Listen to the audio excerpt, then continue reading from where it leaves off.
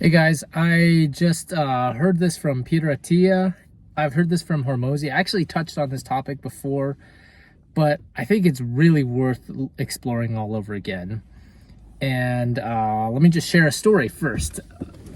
So this morning, getting the kids to sit at the table and eat, and then getting them dressed and ready for school, getting them out the door on time, and then you getting to work on time, it's very challenging. I'll be honest, I'm late almost every day. I hate it. I feel so bad, but that's reality. And that's how, your client's, patient's boss kind of has to look at things. You still got to try hard to be punctual and professional. But if you're in the right world, in the right element, and if you're not, you got to get there like ASAP. But if you're in the right world, everyone's going to understand. So here's the thing.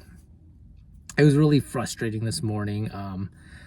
We decided, okay, William, he's playing with his toys and he doesn't want to come to the table to eat.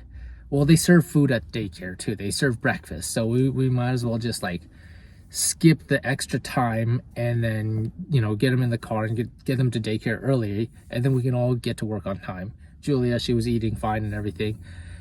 And the moment I pick him up, put his shoes on, get him in the car, he is screaming, I want rice, I want meat, I want food, I want everything. And we're like, buddy, we were serving breakfast, we offered, and you said no. And then he just was hysterical. My wife, she gave him the food that he needed and wanted once we got him in the car, and he calmed down. And we were all like a couple minutes late for work and for daycare, but that's okay. And they had their second breakfast anyway. In all honesty, maybe I would have been later for work if that had happened. And I don't want to make that a regular occurrence. Again, try your best.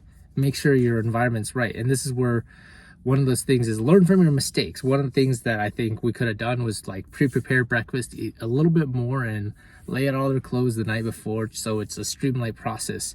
And always make sure you get enough sleep so you get up early and get ahead of the ball. Sometimes most of the time that still won't work, but at least you've done your absolute best.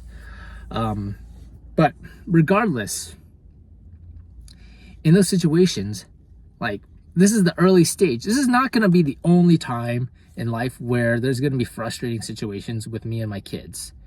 This is not going to be the only time in my life where there's going to be a clash in my professional life and my family life. There will be multiple times, and there'll be multiple times for you too, the majority of you. And this is the tidbit I got from Hormozy and Peter Tia and some of those IG posts talking about like, yeah, remember this moment.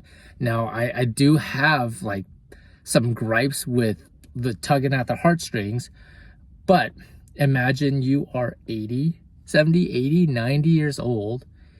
And, for some unforeseen reason, the only moment you could have with your kids again is this very own frustrating moment.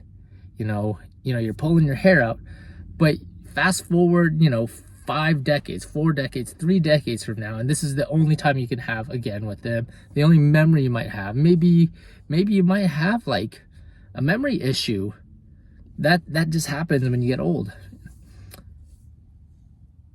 If you just think about that, then you're already experiencing the nostalgia of the moment.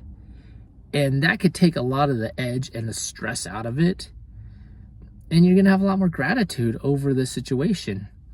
Will it make it easier? No. Will you still probably be late? Will you still run into snags? Yes.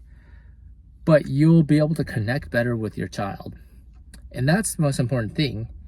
Connect with them more and respect that, remember that their brains are fully still developing and are barely at a fraction of where they're going to be later on in life at this current moment. So this is growth for them. This is growth for you as a parent. And I know it's hard. I know. But this is one of the best opportunities for you to connect. So if you've lost your cool before, it's okay. To be honest, you're probably gonna fuck it up again, and that's okay. But you'll learn. So learn from your mistakes. Have some self-compassion, but really do your best here. You know, it's this juggling act. It's challenging. There's no absolute black and white. There's gray in between, and you have to kind of figure it out. And of course, you can't endanger your children. Don't let them do things that hurt themselves. But you know, they're kids. You know, they want to play in the moment. Transitioning them out is challenging. And you're going to have to teach them how to do that. And that's going to come with some tears, some struggles, getting kicked in the nuts, all those things. So fast forward, remember when you're old and you're thinking on this moment, it's all different. And yes, right now you got to take care of a lot of obligations, and a lot of things may be a matter of maybe not life or death, but like paycheck or no paycheck, or bill being paid on time or not.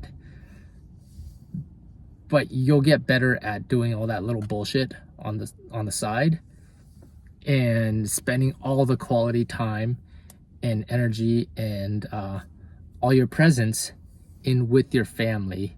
If you remember this, please try this, work at it. Practice is not a one-time thing. This is going to take honing, and this is going to take a lot of acceptance over the fact that you can't bypass the challenges of parenthood. And that's okay. Tell me what you think below. Like below. Share. Please share this with anyone that needs to hear this. Be the best dads you can be.